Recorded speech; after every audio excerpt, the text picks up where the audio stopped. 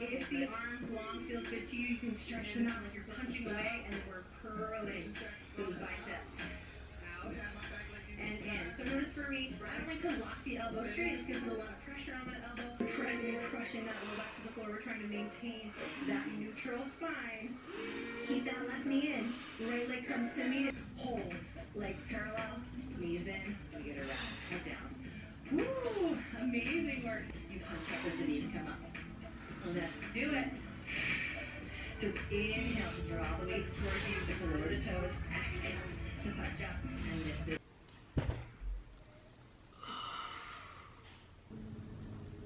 Okay, week 1. Right now I'm a mess because I have been working and I was up in the middle of the night. My hubby wasn't feeling well, but yeah, I'm now feeling the tiredness and the lagging in this afternoon. So with that said, that's not going to stop me though. Tip for today is make amazing choices for yourself. And what I mean by that is look at the foods that you are going to eat. Maybe you should write down all the items you need on your grocery list first, because you know what happens when we go to the store and we're trying to buy really good whole foods, right? And you have to decide what are the items that you're going to put in that cart, but also what you're going to do for the rest of the week. For me, I always think about meals by days, and so I think about my lunch and dinner, and I have 2 meals and a snack.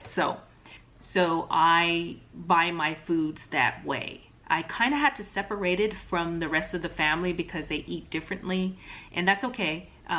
They will tend to start eating my vegetables, you know, for produce, because that's where most of my cart is filled, is with greens and all kind of colors of the different types of wonderful vegetables out there. And then a little bit of the starch, which be like grains, rice, beans, legumes, that kind of thing. Now, I already have these things as a staple items in my pantry. So that's one thing I would say for you, is to go ahead and clean out a cabinet. If you're sharing with other people in the family that are not on your program, at least clean out a shelf. And a shelf is so good in a pantry that is just for you. And then you start looking at things and how to organize it, and it becomes pretty fun.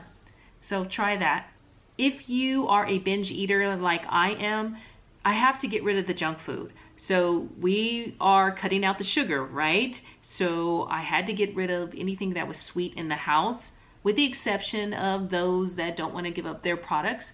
But with those items, I put them way up high on a shelf or somewhere I can't really see it when I first open the door to anything like the refrigerator or the pantry door.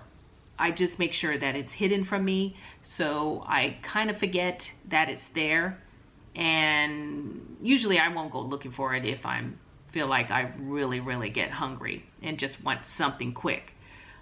But these are the things that I would do about structuring your plan. Next tip is to look at your exercise. What are you doing to move? You really need to move. I know I didn't actually put that in the guideline of this challenge, but it's always there no matter what. So you need movement. You need to get out and walk, at least if you haven't been doing that. But every day you should do some type of exercise. And for us ladies that are getting older and that are in post-menopause or going through menopause, you know, our bones get weaker.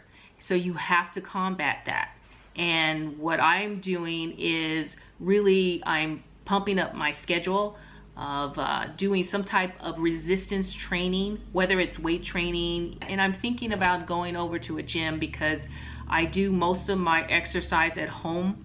But I find that when I just join a class that I can go to a couple times a week, just to be around others that I know will give me more energy and more, you know, motivation to really pump it up and get my sweat in, because sweating is the key to boosting up your metabolism, but also to burn the fat storage in our bodies. So you have to jolt it. You have to jolt your body and confuse it, confuse the muscles, and do things and switch it up every couple of weeks. Switch up the type of exercise you're doing, or whatever you think that might be new, something to try, you know, like I like my roller skating.